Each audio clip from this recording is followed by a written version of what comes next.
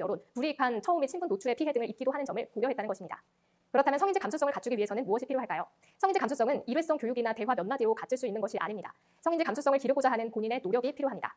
내가 자라온 사회가 성차별적 사회라는 사실을 인정하려면 기존의 고정관념을 깨는 과정이 필요한 것입니다. 또한 성인지 감수성은 사회를 비판하는 데서 그쳐서는 안 되고 자기 자신에 대한 반성이 필수적으로 동반돼야 합니다. 내가 생각하고 행동하는 바가 성차별적 사회에서 고정관념으로 굳어진 결과물은 아닌 것인지 관찰하고 반성하는 과정을 통해 성인지 감수성을 향상시킬 수 있습니다. 성폭력의 정의를 함께 살펴봅시다. 성폭력은 광의의 개념으로 상대방의 의사에 반하거나 동의 없이 권력이나 힘의 차이를 이용하여 성을 매개로 상대방의 성적 자기결정권을 침해하는 모든 폭력 행위를 말합니다. 유엔 의원은 성폭력을 피해자와 가해자의 관계나 상황과 관계없이 강압으로 타인의 성을 침해하는 원치 않는 성적 발언, 성행위 시도, 성적 행위로 규정하고 있습니다. 협의의 성폭력은 법에서 타인의 성적 자기결정권을 침해하는 범죄이고 자기결정권은 인권으로 인정되며 포괄적인 기본권 조항인 헌법 제10조 사생활의 비밀과 자유에 관한 헌법 제17조에 근거를 두고 있습니다. 자기결정권은 머리 모양, 복장, 취미생활과 같이 개인의 생활 방식에서부터 성적 실현과 지향 같은 섹슈얼리티, 그리고 결혼과 이혼, 출산, 피임, 낙태, 연령치료, 장기이식 등과 같이 개인의 삶에 주요한 의사결정이 필요한 다양한 영역들에 광범위하게 적용되고 있습니다. 그럼 성적 자기결정권의 개념과 정의에 대해서 자세하게 살펴볼까요? 성적 자기결정권은 성적 가치관을 형성할 권리, 상대방을 선택할 권리, 의사에 반한 성적 행위를 강요당하지 않을 자유, 성적 수치심을 감내하지 않을 자유, 성생활의 가능성을 국가와 사회에 요구할 수 있는 권리 등을 내용으로 합니다. 인간은 누구나 자유로운 의사결정하에 성적 행동을 할 수 있는 성적 자기결정권을 가지며 여기에는 원하지 않는 성적 행동을 거부하거나 새로운 실천을 만들어낼 수 있는 능력까지 포함되어 있습니다. 다시 말해 성적 발화, 괴롭힘, 신체적, 정서적 폭력, 넓게는 성행위를 거절하는 것에 대한 보복행위까지도 타인의 성적 자기결정권을 침해하는 폭력행위에 포함될 수 있습니다. 상대방이 침묵하거나 동의할 수 없던 상황이거나 동의하지 않은 상황에서 이뤄지는 모든 성적 행위는 성폭력에 해당합니다. 유엔 여성차별철폐위원회는 제8차 한국심의 최종 견해로 형법상 강간죄의 정의를 자유로운 동의 부족을 중심으로 개정할 것, 배우자 강간을 범죄화할 것, 성폭력 피해자에 대한 무고죄 적용 등 형사소송 절차상의 남용 방지를 위한 조치와 성이력 증거 채택 금지를 권고한 바 있습니다. 성폭력이 성적 의사결정권에서 나아가 신체적, 성적, 정신적 통합성에 반하는 인권 침해의 문제임을 분명히 하고 범죄의 판단 기준을 의사에 반한 행위에서 나아가 적극적 합의 여부로 규정하며 범죄에 대한 입증 책임을 피해자가 아닌 수사기관과 가해자에게 전환하기 위해서는 국제사회의 기준에 따라 성폭력 범죄의 정의부터 법률에 명문화할 필요가 있겠습니다. 다음으로 권력형 또는 위력 성폭력 범죄에 대해서 알아보도록 하겠습니다. 성폭력 범죄의 처벌 등에 관한 특례법 제10조에서는 업무, 고용, 기타 관계로 인하여 자기의 보호 또는 감독을 받는 사람에 대하여 위계 또는 위력으로서 추행을 하면 3년 이하의 징역 또는 1,500만 원 이하의 벌금에 처한다라고 명시하고 있는데요. 성폭력의 개념에서도 설명하듯이 성폭력은 힘의 차이, 즉 권력관계에서 비롯되는 것이 핵심입니다. 그러므로 위력 성폭력은 가해자가 자신의 권력을 이용하여 피해자에게 성적인 침해를 하는 행위를 뜻합니다. 일명 권력형 성범죄라고 할 수 있겠습니다. 보통 강제추행의 경우에는 폭행이나 협박으로 사람을 추행하는 경우이고 이 경우 피해자와 가해자의 업무상 지휘 감독 관계와는 무관합니다. 하지만 업무상 위력을 이용한 추행의 경우에는 가해자가 업무상 지휘 감독 관계를 이용하여 추행을 한 것이기 때문에 가해자가 위력, 즉 자신의 권력을 이용하여 추행했는지가 중요한 판단 요소가 됩니다. 위력을 구성 요건으로 하는 성폭력 범죄에 있어서 위력이란 피해자의 자유 의사를 제압하기에 충분한 세력을 뜻합니다. 유형적이든 무형적이든 묻지 않으므로 폭행, 협박뿐 아니라 행위자의 사회, 경제, 정치적인 지위나 권세를 이용하는 것도 가능합니다. 위력으로서 가늠하였는지 여부는 행사한 유형력의 내용과 정도, 행위자의 지위나 권세의 종류, 피해자의 연령, 행위자와 피해자의 이전부터의 관계, 그 행위에 이르게 된 경위와 구체적인 행위 형태, 범행 당시의 정황 등 재반 사정을 종합적으로 고려하여 판단해야 합니다. 그렇다면 위력이란 무엇일까요? 대법원의 판례를 살펴보면 위력에 대해 유형력뿐만 아니라 무형력까지 다 포함하는 것으로 판단하고 있습니다. 사전적 의미의 위력은 상대를 압도할 만큼 강력한 힘입니다. 더 구체적으로 위력의 개념은 의사를 제압할 만한 유형 또는 무형의 세력, 힘을 뜻하죠. 여기서 유형의 힘에는 폭행, 협박 등이 있고 무형의 힘은 사회적, 경제적 지위 이용 등이 포함될 수 있습니다. 성폭력 범죄 처벌 특례법상 업무상 위력 추행죄 판례에 따르면 위력은 피해자의 자유 의사를 제압하기에 충분한 유무형 세력을 뜻하므로 폭행, 협박뿐만 아니라 행위자의 사회적, 경제적, 정치적인 지위나 권세 이용도 포함된다고 봐야 합니다. 업무 고용 관계에서 비롯된 위세에 눌려 성적 자기결정권 자유가 억압될 정도의 유무형의 힘을 뜻하므로 형법상 강간과 추행죄 체계상에서 위력의 개념은 폭행, 협박에 미치지는 못하지만 상대방 의사를 제압할 만한 일체의 힘을 뜻합니다. 따라서 일반적인 성폭력 사안과 달리 직장 내 성희롱 성폭력 사건에서는 업무 고용 관계가 전제된 만큼 그에 따른 위력이 존재한다고 봐야 하죠. 위력에 기한 행위가 실행됐다면 피해자 입장에서는 폭행, 협박에 따른 저항의 현저한 곤란에 다를 바 없는 의사의 제압이 있었던 것으로 이해해야 할 필요가 있겠습니다. 최근 고위공직자의 성희롱, 성폭력 사건이 잇따라 발생했습니다. 가해자가 자신의 지위를 이용하여 부하 직원을 성폭력한 사건들인데요. 이러한 권력형 성폭력 사건에서 살펴봐야 할 핵심 쟁점은 무엇일까요? 최근 발생한 일련의 고위공직자 성비위 사건은 가해 형태와 사건 진행 과정이 모두 유사하고 중요한 사회적 현상인데요. 사회 구조적인 관점에서 몇 가지 특징들을 들여다봐야 할 필요가 있습니다. 첫 번째 특징은 가해자가 피해자의 취약한 상황을 인식하고 이를 악용했다는 점입니다. 저항하거나 문제를 제기할 수 없는 조건을 악용한 것, 그래서 대다수의 피해자가 피해를 입고 즉시 신고할 수 없었다는 점을 들 수 있습니다. 피해자에 대한 인사권에 직간접적으로 영향을 미칠 수 있는 가해자에게 대항하는 건 어렵죠. 그래서 우리는 피해자에게 왜 바로 신고하지 않았느냐에 대한 질문을 하는 것은 피해자가 놓인 상황이나 처지를 고려하지 않은 말이기 때문에 유의를 해야 합니다. 두 번째로 피해 기간이 길거나 반복된다는 점입니다. 자신의 미래와 삶, 생계 등이 달려있는 일상의 공간에서 일어난 피해를 경험하게 되면 피해자는 고민하게 됩니다. 자신이 이 문제를 제기했을 때 본인에게 다가올 의심, 비난, 불이익 등을 생각하게 됩니다. 이 모든 것을 감수하는 일에는 상당한 용기가 필요합니다. 그래서 피해자는 참거나 피할 수 있는 방법을 먼저 찾게 됩니다. 하지만 쉽게 환경과 조건이 변화되지 않기 때문에 긴 시간 동안 반복해서 피해를 감당할 수밖에 없는 것입니다. 세 번째로 개인의 일탈이 아니라 구조와 문화의 문제라는 것입니다. 권력형 성폭력은 단순히 개인의 잘못된 행위로만 치부할 수 있는 문제가 아닙니다. 이러한 일이 발생하는 배경에는 권력을 이용한 갑질과 괴롭힘을 할 수 있도록 용인하는 문화가 있습니다. 위계적이고 서열적인 조직에서 기관장, 고위직 등의 관리자의 영향력은 절대적입니다. 그 조직에 관해 무한한 권한 행사를 할 수 있기 때문이죠. 이러한 문화와 구조에서 지위가 낮은 사람일수록 피해에 쉽게 노출될 수 있는 것입니다. 지금까지 성폭력의 개념에 대해서 알아봤습니다. 지금부터는 성폭력이 발생하게 되는 구조와 맥락에 대해서 살펴보겠습니다. 성폭력이 발생하게 되는 구조적 요인, 첫 번째로 왜곡된 성인식이 있습니다. 여자는 해야 한다, 남자는 해야 한다 라는 식의 성역할 고정관념은 성인식 왜곡으로 연결되고 나아가 차별과 폭력으로 이어집니다. 유독 남성에게 관대한 성문화는 폭력으로 쉽게 이어지고 이를 용인하게 만들죠. 이런 사회에서 남성은 성경험이 많을수록 인정받는 반면 여성의 성경험은 비교적 턱없이 되기도 합니다. 이러한 이중적 성체계는 성폭력이 은폐되는 데 영향을 미치며 성폭력 범죄의 책임을 피해자에게 전가하기 쉽게 만들죠. 남성이 그럴 수 있지, 왜 그 시간에 밖에 있었어, 왜 그런 옷을 입었지, 이런 말과 같이 가해자의 행위를 용인하고 피해자에게도 책임이 있다는 잘못된 통념을 생산하면서 성폭력 범죄의 심각성을 축소시킵니다. 두 번째는 성차별 문화에서 기인합니다. 성차별이란 성이 다르다는 이유로 차별하는 것을 의미하죠. 오랫동안 유지되어온 남아 선호 사상과 가부장 중심의 정치, 경제가 편제된 사회에는 체계적, 일상적인 성차별이 존재합니다. 유엔 여성차별탈퇴위원회는 1992년 제11차 회기에 채택한 일반 권고 10호를 통해 젠더 기반 폭력은 남성과의 평등을 기초로 권리와 자유를 향유할 여성의 능력을 심각하게 저해하는 차별의 한 형태라고 밝힌 바 있습니다. 차별이 주로 금지, 배제와 같은 소극적 행위라면 폭력은 보다 적극적이고 공격적인 행위로 일상적인 성차별과 왜곡된 성인식의 극단적 형태가 젠더 기반 폭력으로 나타나는 것임을 이해할 필요가 있겠습니다. 세 번째는 힘의 차이인데요. 힘의 차이로 발생하는 성폭력은 사회 구조에 의하여 더욱 강화, 반복되는 특성이 있습니다. 이때 힘의 차이는 성별, 직급, 직위, 지위, 연령, 학력, 경제력 등의 권력 차이를 뜻하죠. 성별 권력의 차이와 성별 위계는 여성의 사회적 지위가 가부장제에서 임신, 출산과 양육, 돌봄이라는 가정 내 지위로 한정되었다는 점, 성별에 따른 경제력, 사회적, 정치적 지위 등의 차이로 인해 사회 구조를 형성하는 법과 제도, 정책의 다수가 남성 중심으로 설계되는 구조적 문제가 있다는 점을 통해서도 살펴볼 수 있겠습니다. 또한 이런 힘의 차이는 조직 내에서도 쉽게 찾아볼 수 있는데요. 공공기관에서도 집단적 조직 문화와 관료주의, 보수적인 성향과 상명하복식 명령체계가 강하게 나타나는 경향이 있죠. 같은 조직 구성원이라도 연령, 직급에 따라 힘의 차이가 달라지고 고용 형태, 성별에 따른 힘의 차이도 존재합니다. 결국 힘의 차이는 성차별 문화, 왜곡된 성인식, 성차별 문화 강화라는 끊임없는 악순환 구조가 강화되는 양상이 나타납니다. 가부장제 사회에서는 성별 간의 사회적, 경제적, 정치적 지위 차이에 따른 힘의 차이가 발생하며 성별 간 권력의 차이는 사회 전반의 성차별적인 문화를 조성합니다. 성차별적 문화는 또 사회 구성원들의 왜곡된 성인식을 강화하여 결국 폭력을 허용, 묵인하는 사회 분위기를 형성하게 됩니다. 왜곡된 성인식을 조성 강화함으로써 폭력에 대한 사회적 민감성은 더욱 낮아지고 힘의 차이에 의해서 발생하는 성폭력에 대한 허용적 태도를 내면화하는 악순환을 반복하게 되는 것이죠. 다음으로 디지털 성범죄에 대해서 살펴보도록 하겠습니다. 여러분은 디지털 성범죄에 대해서 얼마나 알고 계시나요? 디지털 성범죄는 한국 사회에서 지난 10년간 급격히 증가해온 신종 성폭력 범죄라고 할 수 있습니다. 대검찰청 자료를 살펴보면 2010년 전체 성폭력 범죄에서 디지털 성범죄가 차지하는 비중이 5.6%였다가 이후 지속적으로 증가하여 2015년 24.9%로 급격히 증가했고 이후 2019년에는 18.4%를 차지하면서 이에 대한 대응이 주요 사회 문제로 자리 잡기 시작했습니다. 2019년 발생한 텔레그램 성착취 사건, 일명 텔레그램 N번방 사건으로 불리기도 하는데요. 미성년자 등 여성의 신상 정보를 알아낸 후 협박해 노출 사진과 영상을 요구하고 모바일 메신저인 텔레그램 대화방에 영리 목적으로 영상을 유포한 성착취 사건입니다. 이 텔레그램 성착취 사건은 우리 사회에서 디지털 성범죄의 형태가 점차 음성화, 다양화되고 있음을 시사하는데요. 그렇다면 디지털 성범죄 발생률이 급격히 증가한 원인은 무엇일까요? 스마트폰 등 전자기기 사용의 보편화로 인한 카메라 등 이용 촬영 범죄와 추행 범죄가 증가함과 동시에 불법 촬영을 성폭력 범죄로 인지하지 못하는 우리 사회의 낮은 성인지 감수성과 폭력 민감성, 그리고 성숙하지 못한 온라인 이용 문화를 원인으로 지목할 수 있습니다. 특히 최근에는 코로나19로 외부 활동에 제약이 생기면서 온라인에서 사람을 만나고 교류하는 일이 더 활성화되고 있죠. 이로 인해 온라인 세계 확장과 함께 그 안에서 일어나는 디지털 성범죄 위협 역시 늘어나고 있어 사회적 관심과 예방책 마련이 매우 중요한 상황입니다. 다음으로 디지털 성범죄의 정의와 유형에 대해서 자세히 살펴보겠습니다. 디지털 성범죄란 디지털 기기 및 정보통신 기술을 매개로 온오프라인 상에서 발생하는 젠더 기반 폭력으로 동의 없이 상대의 신체를 촬영하거나 유포 협박, 소지, 구입, 저장, 전시, 합성, 제작하는 행위 및 사이버 공간에서 타인의 성적 자율권과 인격권을 침해하는 행위를 포괄합니다. 디지털 성범죄 유형은 불법 촬영물 유포 또는 재유포, 불법 촬영물 소지와 구입, 저장, 유포 협박, 온라인 그루밍 성범죄, 영상물 성적 합성, 편집, 가공 및 유포, 사이버 공간의 성적 괴롭힘과 타인의 성적 자율권과 인격권을 침해하는 것 등에 포함됩니다. 디지털 성범죄 발생의 사회 구조적 원인에 대해서 살펴봅시다. 우선 문화 구조에 대해서 설명해 드릴 텐데요.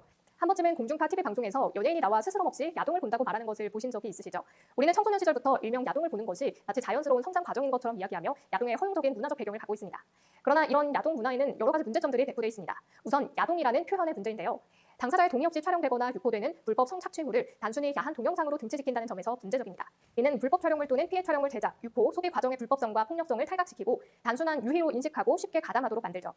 온라인상에서 불법 피해 촬영물들은 단순히 야한 동영상으로 소비되면서 하나의 취향으로 분류되고 대중적으로 소비되고 있습니다. 결과적으로 이와 같은 불법 촬영물 소비 문화는 디지털 성범죄 산업의 기반이 됩니다. 피해 촬영물을 상품으로 계속해서 소비하는 이상 피해자들은 끊임없이 팔리게 되고 디지털 성범죄 산업은 더욱 공고해질 것입니다. 다음은 피해자다움에 대한 통념입니다. 성범죄 사건이 발생했을 때 가해자의 잘못보다는 피해자에게 더 관심을 집중하고 피해자를 평가하기도 합니다. 먼저 이 피해자가 얼마나 순결하고 무결한 사람인지를 확인하고 혹시라도 이 피해에 대한 책임이 있지는 않은지 판단합니다. 어떤 빌미도 제공하지 않았는데 강제적으로 피해를 입었는지, 평소 순결하고 도덕적인 사람인지, 혹은 문란한 사람은 아닌지, 피해를 당하지 않도록 조심했었는지 등 이 판단의 근거는 계속해서 추가되고 가혹해지고 있습니다. 그리고 이 피해를 입은 사람이 얼마나 피해자다운 태도를 보이는지를 보며 진실성을 판단하기도 합니다. 웃거나 당당하지는 않은지, 수치심을 느끼고 있는지, 큰 고통과 좌절을 겪고 있는지, 일상생활에 어려움을 겪고 있는지 등을 확인하려고 합니다.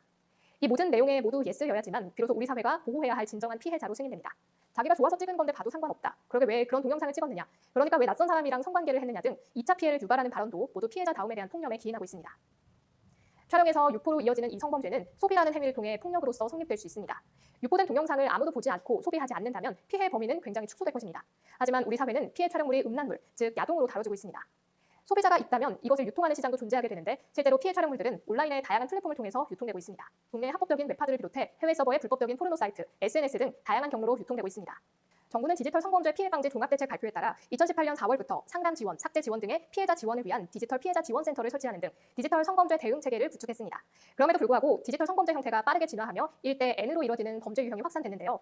아동과 청소년, 여성을 대상으로 한 성착취 영상물을 제작해 해외 배신더를 통해 유통하고 경제적 수익을 취한 텔레그램 성착취 사건, 일명 N번방 사건을 예방하지 못하는 한계에 직면하기도 했습니다. 정보통신 기술의 발전에 따라 디지털 성범죄 수법이 진화하고 폐쇄적 해외 플랫폼을 사용하는 등 방식을 달리하며 지속적으로 발생하고 있습니다. 특히 텔레그램 성착취 사건을 통해 볼 때 디지털 성범죄는 특정인이 지속적으로 성착취를 당하고 유료화를 통한 범죄 수익 창출로 기업화되거나 다수가 역할을 나누어 조직화하는 등 새로운 양상을 파악할 수 있습니다. 여러분, 이처럼 디지털 성범죄가 쉽게 근절되지 않고 지속적으로 발생하는 이유는 무엇일까요? 그 이유는 바로 자본으로 연결된 견고한 산업이라는 점입니다. 한국 사회 디지털 성범죄 양상을 살펴보면 여성이라는 재화를 중심으로 연결된 기생적 조직 및 구조를 확인할 수 있는데 피해자 몇 명만 확보되면 수익을 만들어낼 수 있는 구조가 만들어집니다. 따라서 피해자를 포섭하기 위해서 수단과 방법을 가리지 않죠. 따라서 디지털 성범죄는 개인 차원의 문제가 아니라 자본으로 연결된 구조적인 성폭력임을 이해해야 합니다. 다음으로 2차 피해에 대하여 알아보겠습니다. 공공기관의 사건 처리 사례를 함께 보시겠습니다. 2019년 모 시청 상하기관에서 상사 A씨가 계약직 직원들에게 언어 신체적 성희롱을 지속적으로 행했습니다. 당시 피해자들은 기관 측에 직장 상사의 갑질과 성희롱 피해를 호소했지만 기관 측은 정식 조사 없이 가해자에게 경고하고 피해자와 분리 조치만 취했고 피해자의 동의 없이 가해자와 화해자를 마련하는 등 2차 가해를 일으켰다고 합니다. 사건 1년 뒤에는 가해자를 피해자 부서로 다시 발령내기도 했습니다. 결국 피해자들은 2차 피해로 인한 불안, 우울 등 심리 정서적 어려움을 겪었고 시에 진정해 관련 조사가 진행됐습니다. 위사례는 피해자를 보호해야 할 기관이 오히려 2차 가해의 주체가 된 사례입니다.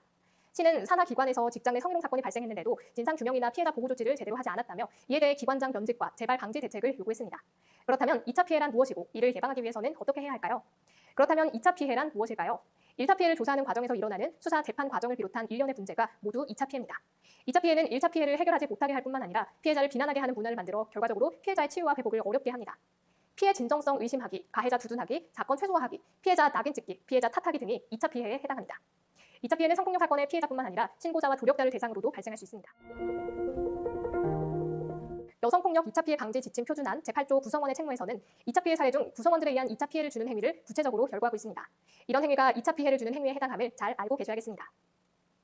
성폭력 피해란 특정 사건으로 인한 하나의 피해가 아니라 성폭력 사건 자체, 사건 발생 등에 대한 판단과 감정, 사건의 심리적, 물리적 영향, 주변의 반응, 사건화 후 각종 형사 법적 과정, 성폭력에 대한 사회 문화적 통념에 따라 달라지며 개인적 특성, 사건의 특성, 가족 주변 반응, 경찰, 병원, 상담소, 사회적 통념과 분위기, 재피해, 다중피해가 영향을 주고 이 모든 메커니즘의 유기적 결합으로 재구성되는 다층적 피해로 보는 것이 합당합니다. 따라서 섣불리 성폭력 피해자의 피해 정도를 가늠하거나 유형화하는 등의 판단은 지양돼야겠죠. 사건 발생 이후 2차 피해를 막기 위해서는 무엇보다 왜곡된 인식의 전환, 피해자 중심의 사고, 피해자의 지지자로서의 개인 역할 성찰과 조직 문화에 대한 반성이 필요합니다. 사건 외 제3자 입장에서 피해자의 피해와 고통의 경중을 가늠하거나 가해자의 개인적인 사정, 조직 분위기 유지 등을 위하여 피해자에게 용서를 종용하는 일은 반드시 근절돼야 합니다. 형사 사법 절차 과정에서 경찰이 피해자의 말을 성폭력에 비추어 불신하거나 피해자가 가족 등의 조력을 받을 수 없는 상황에서 소외나 배제를 경험하는 일, 법정에서 판사가 가해자의 미래를 걱정하고 피해자의 행실을 비난하는 일 등이 대표적인 2차 피해입니다. 이외에 피해자가 의료 조치를 받지 못하거나 적절한 배려와 설명을 듣지 못하는 것, 언론이 이 사건을 잘못 재현해서 피해자가 비난을 받게 하거나 선정적으로 표현되는 사건 자체에 초점을 흐리는 것 역시 2차 피해에 해당합니다. 성폭력 피해자마다 살아온 역사와 배경, 개인 특성, 피해 정도와 상황 등이 모두 다르며 피해 상황에 대응하는 정도나 방식도 다를 수밖에 없고 피해자다움이라는 잣대로 피해자를 해석하고 의심하는 것은 피해자라는 정체성에서 피해자를 영원히 벗어나지 못하게 하는 겁니다. 또한 성폭력 피해자는 피해자로만 살지는 않죠. 성폭력을 막을 수는 없었지만 그에 대응하는 방법은 각자 선택할 수 있으며 피해자는 피해자 정체성에서 벗어나 다양한 삶을 선택할 수 있습니다. 한국 사회에서는 미투 운동 이후 피해자가 자신의 피해 사실을 적극적으로 알리고 행동하는 문제 해결 주체로서의 모습을 가시화한 바 있습니다. 피해 경험을 말하는 미투 운동의 가장 큰 힘은 나 혼자 겪은 일이 아니다. 내가 침묵하면 다른 피해자가 생기는 것을 방관할 수 있다는 생각의 전환이며, 이것은 나를 무기력한 피해자로 고착화하기 위함이 아니라 정의롭지 않은 제도를 바꾸고자 정당하고 정의로운 투쟁의 대열에 서게 하는 주체, 구성의 주요한 동력이기 때문입니다. 지난 30여 년간 성폭력 피해 생존자, 사건 지원자, 상담원, 반성폭력 운동 활동가와 함께한 성폭력 상담소는 성폭력 피해 생존자의 생존력과 활약에 주목하며 주체적이고 성탈적이며 창조적인 그 힘을 피해자 리더십이라고 명명하는데요. 성폭력에 대해 누구보다 잘 알고 있는 경험자로서의 피해자, 자신이 겪은 사건의 주인공이 되어 직접 해결하려고 노력하는 피해자, 성폭력 문제를 해결하기 위해 사건 해결 지도와 목표를 설정하고 한계를 점검하는 피해자, 자신이 겪은 폭력을 통해 사회를 성찰하고 변혁하는 힘을 가진 피해자 등 다양한 피해자 리더십의 가시화를 통해 피해자다움의 균열을 낼 필요가 있겠습니다. 피해자가 피해에 대응하는 모습은 모두 다르고 피해 사실이 피해자의 경험을 바탕으로 해석되는 만큼 피해자의 대처 방식 역시 개인의 경험과 삶의 맥락에 따라 달라집니다. 그러므로 수동적이고 무기력한 피해자가 아니라는 이유만으로 의심받는 문화를 바꿔나가야 합니다. 지원 상담, 고소 신고, 경찰 조사, 검찰 조사, 형사처벌 순으로 진행되는 성폭력 사건 처리 절차에 대해서 함께 살펴보고 각 단계에서 준비 검토할 사항을 살펴봅시다. 사건이 발생되면 우선 피해자 및 그 주변인은 경찰에 신고합니다. 피해자의 권리와 지원에 대한 정보를 제공받을 수 있는 기관은 여성 긴급전화 1366, 해바라기 센터, 성폭력 상담소를 통해 지원받을 수 있습니다. 지원 기관을 통해 법률 지원, 의료 지원, 심리 상담, 일상 지원, 쉼터 연계 등을 받을 수 있습니다. 피해자는 국선 변호사 선임 및 신뢰 관계인이 동석하여 여경에게 조사를 받을 수 있으며, 가해자는 성폭력 사건 전담 경찰이 조사를 합니다. 경찰이 검찰에 송치를 하게 되면 검찰이 기소 여부를 판단합니다. 검찰이 기소를 하게 되면 가해자는 재판을 통해 유무죄를 판단받게 됩니다. 만약 검사가 불기소 처분을 할 경우 이에 대해 피해자는 불복 절차를 진행할 수 있습니다. 가해자가 유죄가 확정되면 징역형을 비롯하여 범죄의 양형에 따라 신상정보 등록, 전자발찌 착용, 교육 이수, 사회봉사, 보호관찰, 취업 제한 등 재범 방지를 위한 추가적 제재를 부과받을 수 있습니다. 또한 조직 내 처리 절차에 대해서도 살펴봅시다. 여러분은 내가 속한 조직 내 신고 기관 및 신고 절차에 대해서 얼마나 알고 있나요? 직장 내 성희롱 성폭력 사건을 담당하는 고충 상담관이 누구인지, 담당 부서와 절차는 어떻게 되는지, 관련 정보는 어디에서 얻을 수 있는지 알고 계시나요? 조직 내 성희롱 성폭력 사건이 발생하게 되면 사건을 인지하고 상담을 통해 기초 사실을 확인하고 피해자와 가해자의 공간 분리, 피해자 보호 조치 및 2차 피해가 발생되지 않도록 해야 합니다. 사건이 접수되어 조사와 심의가 진행되면 조직 내에서 발생하는 성희롱 성폭력 사건에 대한 사건 처리 절차를 확인합니다. 조직 내 성폭력 성희롱 처리 지침 및 처리 매뉴얼이 있는 경우에는 고충상담 창구를 통해 신고 및 상담을 할 수 있습니다. 신고를 받는 고충상담원은 상담 및 조사를 진행하여 송고충심의위원회를 통해 심의를 진행합니다. 심의위원은 외부위원이 2인 이상 포함되도록 구성합니다. 심의를 통해 해당 사안에 대한 성희롱 및 성폭력 판단을 하게 되면 행위자에 대한 징계 의결을 요구합니다. 징계 의결 요구를 징계위원회에 요청하면 징계위원회는 징계 양정을 결정하여 행위자에게 통보합니다. 징계 결과에 대해 피해자의 요구 및 조직 내 규정에 따라 징계 결과 통보를 피해자에게도 통지합니다. 징계 결과에 따라 행위자는 이에 대한 이의 제기 및 불복 절차를 진행할 수 있습니다. 보다 자세한 사항은 여러분이 속하신 기관의 성희롱 성폭력 예방 지침을 확인하시면 되겠습니다. 사법제도를 통한 해결 방법 외에 소속 공간의 제도나 관련 기구를 이용하기, 가해자에게 공개 사과문 받기, 가해자 교육이나 사회봉사 이수 요청하기 등 여러 가지 방법을 고민할 수 있습니다. 각 방법에는 다양한 장단점이 존재할 수 있겠죠. 여러 가지 방법을 동시에 선택할 수도 있으나 우선순위를 미리 고민하는 것도 좋은 방법입니다. 피해 회복을 위해 필요한 조치를 정리하여 목표와 한계를 미리 설정하는 것도 좋습니다. 목표 설정에 정답은 없습니다. 내 경험의 주인공은 나라는 사실을 믿는 것이 중요합니다. 성폭력 방지법과 성폭력 처벌법에서 보장되어 성폭력 피해자가 받을 수 있는 신고 절차와 지원 제도를 확인해 봅시다. 성폭력 피해자의 권리는 1994년 성폭력 특별법 제정을 기점으로 확대되어 왔습니다. 현행 법 정책상 피해자의 권리에는 비공개 재판 청구권과 피고인 퇴정 요청권, 신뢰 관계인 동석 제도, 진술 녹화 제도, 중개시설 및 차폐 시설에 의한 신문, 피해자의 신상 정보와 사생활 비밀 보호권, 성폭력 전담 수사 재판부 제도, 피해자 변호인 제도 등이 있습니다. 성폭력 피해자는 해바라기 센터를 통해 위기 상황을 대응하기 위한 상담, 의료 지원 등을 받을 수 있으며 추후 증거 확보를 위한 증거 채취도 할 수 있습니다. 또한 지속적인 상담과 치료, 수사, 법률, 심리 지원 등 피해 회복을 위한 통합 지원 서비스를 제공받을 수 있습니다. 이외 지역 성폭력 피해 상담소 및 여성 긴급전화 1366을 통해 상담, 신변 보호를 위한 가명조서, 이사 비용 지원, 비상 호출기 지원, 상담 치료 등의 도움을 받을 수 있으며 보호시설을 통한 일정 보호 및 수직 지원도 가능합니다.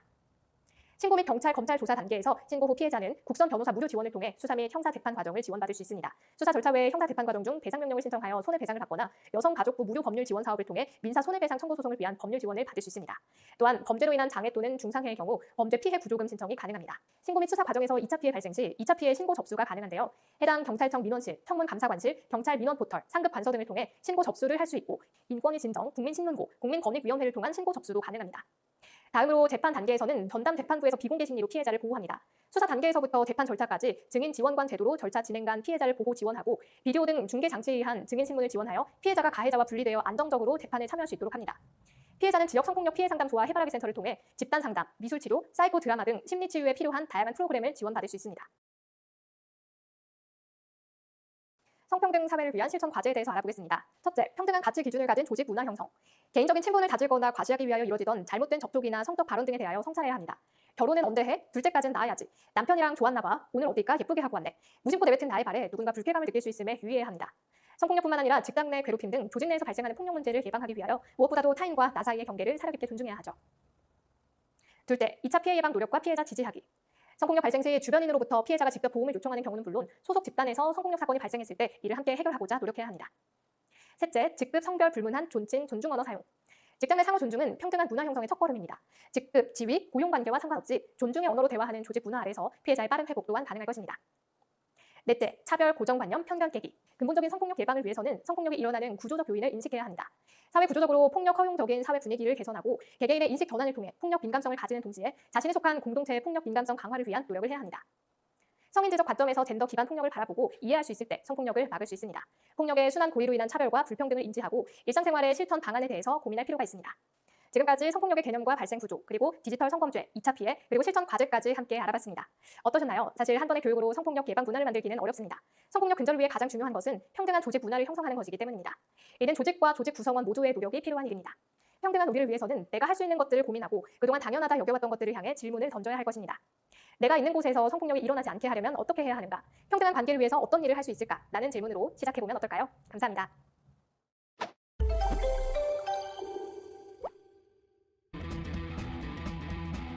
우리가 사회생활을 하다 보면 어처구니 없는 일들을 많이 겪게 됩니다. 저는 그런 상황이 생겼을 때 컨설팅을 해주는 일종의 해결사라고 볼 수 있죠. 네. 직장생활 2년차 김사원입니다. 어제 같은 부서 3개월차 인턴인 이사원이 상사로부터 성희롱 피해를 당했다고 하네요. 동생 같아서 잘해주는 직원인데 너무 속상합니다. 문제 회식 자리에서 일어난 일입니다. 저랑 다른 직원들은 먼저 일어났고 이사원은 끝까지 남아있었거든요. 그 인간이 손버릇 안 좋다고 다들 얘기를 했다는데 이사원은 마지막까지 남아있었고 그러다 이런 일을 당했네요. 그렇게 일렀건만 왜 거기 끝까지 있어서. 이사원에게 왜 그 자리에 끝까지 있었냐고 확실히 묻고 앞으로는 절대 그러지 말라고 제가 알아듣게 말해야겠습니다. 당신 미쳤어? 그게 이사원 잘못이라는 거야? 성희롱 피해를 입은 사람에게 가장 해서는 안 될 말이 왜 그랬냐는 말이야. 유독 성과 관련된 문제에서는 피해자에게도 잘못이 있을 것이라는 편견이 존재하지. 이러한 사회적 편견 때문에 오히려 가해자가 당당해지고 피해자는 나설 수 없게 된다네. 그러면 이런 일이 계속 반복되지 않겠어? 그러니 피해자의 행동을 탓하지 말고 그의 이야기를 끝까지 듣도록 하게.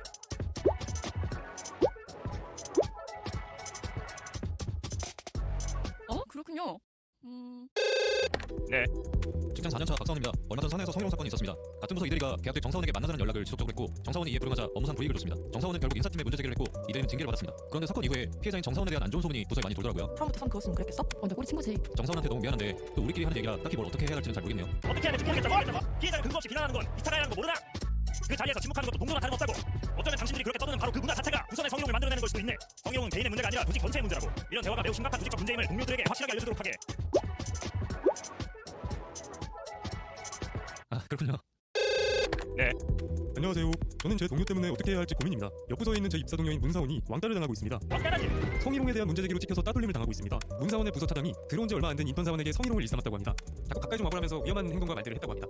맞은편에 앉은 문사원은 그게 너무 불편해서 문제 제기를 했다고 합니다. 차장의 행동이 성희롱이라고 확실하게 이야기했다는데 문제는 그 이후입니다. 그날 이후 동료들이 사무실 분위기가 안 좋아졌다며 문사원에게 뭐라고 했고 심지어 저도 그런 얘기를 들었습니다. 그러다 며칠 후부터는 아예 문사원을 대놓고 따돌리기 시작했습니다. 문사원은 매일같이 견디기가 힘들다며 저에게 고충을 토로합니다. 그런데 저라도 나서서 듣고 싶지만 괜히 나섰다가 저까지 따돌림을 당할까 겁이 납니다. 당신 제정신이야? 문사원은 잘못이 없다는 걸 자네도 아주 잘 알지 않는가? 문제 제기를 한 사람에게 불이익을 주는 것도 명백한 이사가임을 알아야 하네. 사내 고충상담원에게 찾아가서 이 문제를 한번 의논해보는 것도 한 방법이야. 고충상담원은 성희롱 성폭력 사건에 대한 사내 업무를 처리하기 위해 지정된 사람이지. 고충상담원에게 이 일을 이야기해보라고. 문사원이 원할 경우에는 고충상담 신청을 통해 일을 처리할 수도 있어. 이런 정보를 문사원에게 우선 알려주도록 하게. 그리고 무엇보다 자네 같은 동료가 심적으로 문사원을 끝까지 지지해주고 응원을 해주는 게 중요하네. 문사원이 자신이 혼자라고 느끼지 않도록 말이야. 지지해주는 사람이 있어야 문사원같이 문제 제기를 한 사람도 흔들리지 않을 수가 있어.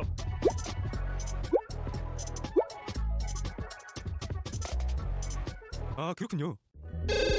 네. 안녕하세요. 저는 3년차 주임 강주임입니다. 회식 자리가 늘 고민이어서 사연을 보냅니다. 저희 부서엔 회식 때마다 문제적 발언을 쏟아내는 과장이 한 명 있습니다. 딴에는 분위기를 띄운다고 그러는 건데 음담 배설도 서슴지 않고 매번 위험 수위를 넘납니다. 가만히 듣고 있기가 너무 힘들어서 뭐라도 하고 싶은데 제가 어떻게 할 수 있을까요? 그 자리에서 한번 얘기해보는 건 어떤가? 그 자리에서 바로요? 그럼 분위기만 망치고 저 혼자 시키고 말걸요? 잠시 사회생활 알아요? 무턱대고 화를 내라는 말이 아닐세. 정확하게 물어보는 거야. 잘 보게. 술은 여자 같다네요 정원씨. 지금 그 말이 무슨 뜻이죠? 이렇게 말이야. 당신의 그런 행동이 당신처럼 문제를 인식하지만 머뭇거렸던 사람한테도 아 내가 유나 떠는 게 아니구나 하는 확신을 줄 수가 있다고. 자 보게. 그러게요. 제가 다 민망하네요.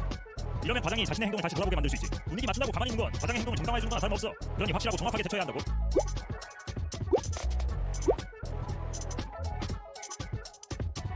아 그렇군요. 잘 알겠습니다. 감사합니다. 그래, 성희롱 해결은 정말 쉽지 않은 문제야. 한두 명이 문제 제기를 한다고 바뀌지가 않지. 하지만 많은 사람들의 작은 행동들이 모인다면 충분히 바꿀 수 있는 문제이기도 해. 그러니 부디 힘을 내게. 자, 이렇게.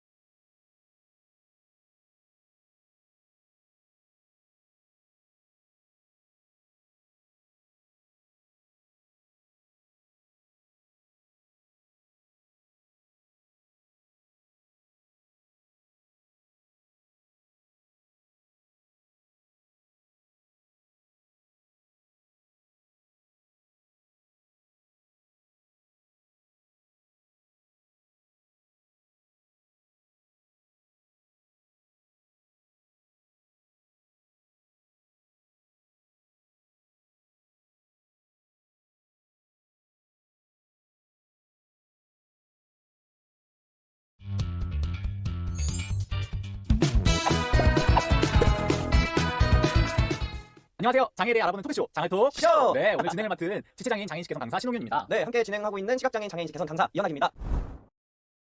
네, 현학 씨, 오늘 우리 신나게 오늘 해봐야 되는데 오늘 저희가 준비한 시간 장애톡쇼는 즐겁고 간단한 어떤 퀴즈를 통해서 우리 장애에 대해서 쉽고 깊게 이해를 해보자. 약간 이런 취지에서 준비해봤어요. 지금 나 장애에 대해서 정말 모르는데 난 장알못이야 라고 생각하시던 분들도 저희 토크쇼를 함께 하신다면 그래도 내가 조금은 장잘알이야, 장애에 대해서 잘 알아 라고 어디 가서 얘기하실 수 있을 만큼 맞습니다. 열심히 퀴즈 드리고 말씀 나누면서 장애에 대해서 잘 알아갔으면 좋겠습니다. 그리고 퀴즈쇼라고 하긴 했지만 이렇게 막 어렵게 문제를 내고 지식을 뽐내는 이런 시간은 아니에요. 이게 막 장애가 공부할 게 참 많기도 하고 당사자인 저희도 사실